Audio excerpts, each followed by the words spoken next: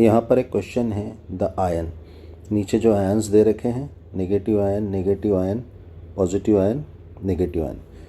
The ion that is iso electronic, यानी एक जैसे इलेक्ट्रॉन्स रखने वाला है, विथ CO इज़, यानी कार्बन मोनोऑक्साइड है, इसमें जितने इलेक्ट्रॉन्स हैं उतने ही इन चारों ऑप्शंस में से किसके पास इतने ही इलेक्ट्रॉन्स होंगे।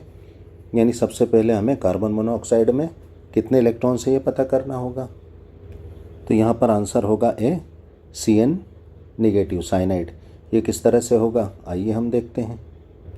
जैसा कि हमने बताया कि CO का आइसो इलेक्ट्रॉनिक है ना, जितने इलेक्ट्रॉन्स CO में हैं उतने इन चारों ऑप्शंस में किसके पास हैं।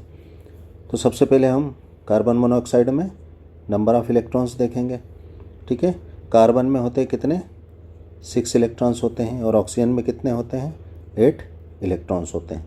टोटल कितने हो जाएंगे 14 इलेक्ट्रॉन्स हो जाएंगे। सबसे पहले हम पहला ऑप्शन चेक करेंगे, CN नेगेटिव है ना, CN, और यहाँ पर एक एक्स्ट्रा इलेक्ट्रॉन है तो इसको हम यहाँ पर एक एक्स्ट्रा इलेक्ट्रॉन को अलग से लिख देते हैं।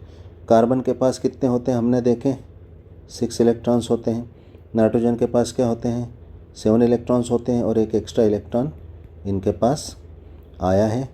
तो टोटल कितने हो जाएंगे 6 और 7 कितने हो जाएंगे 13, और ये एक इलेक्ट्रॉन है ना एक्स्ट्रा जो आया था, तो कितने हो जाएंगे यहाँ पर 14 इलेक्ट्रॉन। यही हमारा आंसर है। ठीक है, लेकिन हम दूसरे ऑप्शंस भी चेक कर लेते हैं, क्योंकि यहाँ पर हमें आंसर तो मिल चुका है 14 इलेक्ट्रॉन CN नेगेटिव के भी हैं और 14 इलेक्ट्रॉन CO यानी कार्बन मोनोऑक्साइड के भी हैं।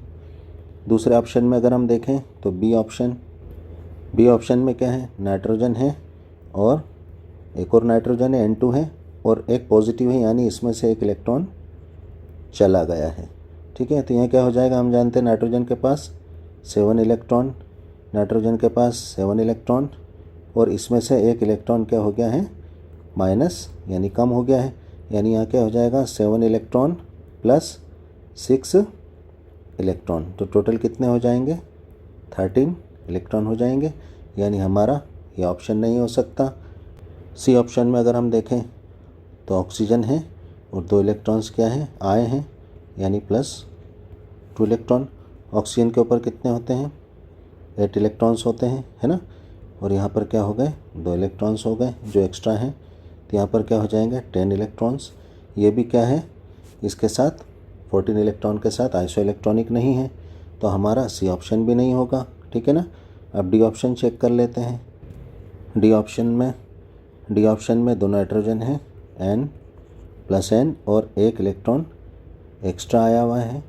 ठीक है, नाइट्रोजन के पास 7 इलेक्ट्रॉन, नाइट्रोजन के पास 7 इलेक्ट्रॉन प्लस एक एक्स्ट्रा इलेक्ट्रॉन, टोटल क्या हो जाएगा 15 इलेक्ट्रॉन्स हो जाएंगे, जो कि क्या है कार्बन मोनोऑक्साइड के साथ आइसो इलेक्ट्रॉनिक नहीं है। यानी हमारा ऑप्शन डी भी नहीं होगा।